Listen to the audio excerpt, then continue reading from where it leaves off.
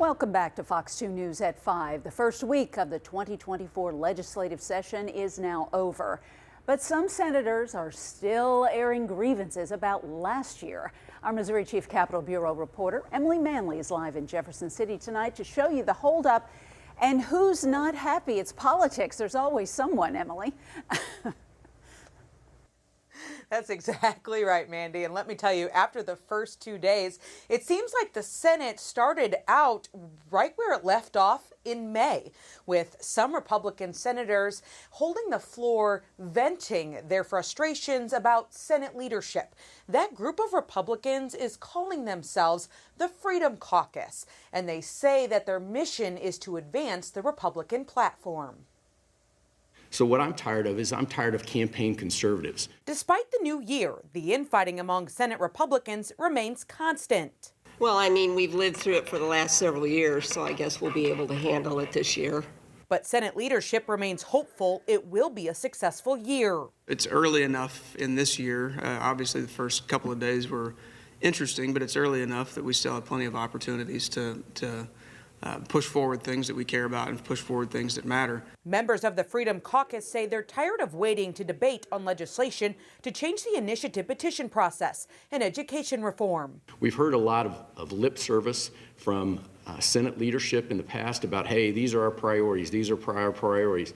But when it comes down to getting these bills passed or getting these bills actually debated on the Senate floor, they've not been an advocate on those. The other side of the aisle says the division is not enjoyable. The idea that we come down here to watch Republican infighting, it's beneficial, I guess, if you're in the super minority like we are, but it's also completely the opposite of why we got into public service. Saying there are other issues that need more attention.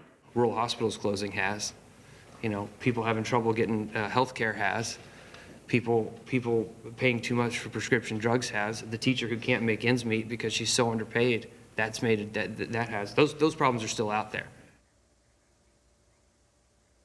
Now, Senate leadership says that they are trying to move a bill forward within the next week that is a large education package. And it's a big priority for many Republicans to pass open enrollment this year. Mandy, what that means is parents would be able to send their kid to a school of their choice. Mm-hmm.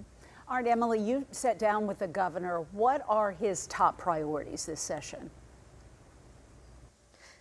I will tell you the governor is being a little tight-lipped right now, and that's about true for this time of the year because his State of the State address will be happening in 2 weeks. That's where he lays out everything from his budget priorities to some of the legislation he wants to see passed. I will say one of the big things he told me that he really wants lawmakers to work on this year is access to child care. We've seen Missouri's economy take a hit, about $1.3 billion that the state is missing out on because of a lack of child care. And he says the state is at a good point where it's time for them, whether it be tax credits or some other form, to be able to offer parents and even businesses a way to increase the state's economy and the workforce. And Emily, anything more about sports betting this session?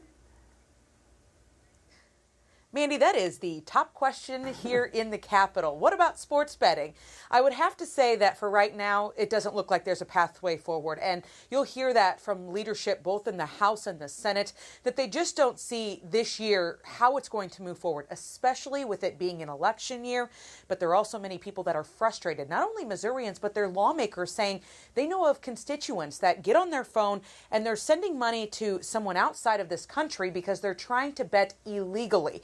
It also doesn't help that our surrounding states, Kansas and Illinois, you can just drive across, place your bet, and come back into Missouri. We hear a lot of that as well. But for right now, if I was a betting person, I would say it does not look good for sports betting into this session. You just can't do that in Missouri, but you can make that bet that you're talking about, Emily. All right, thank you.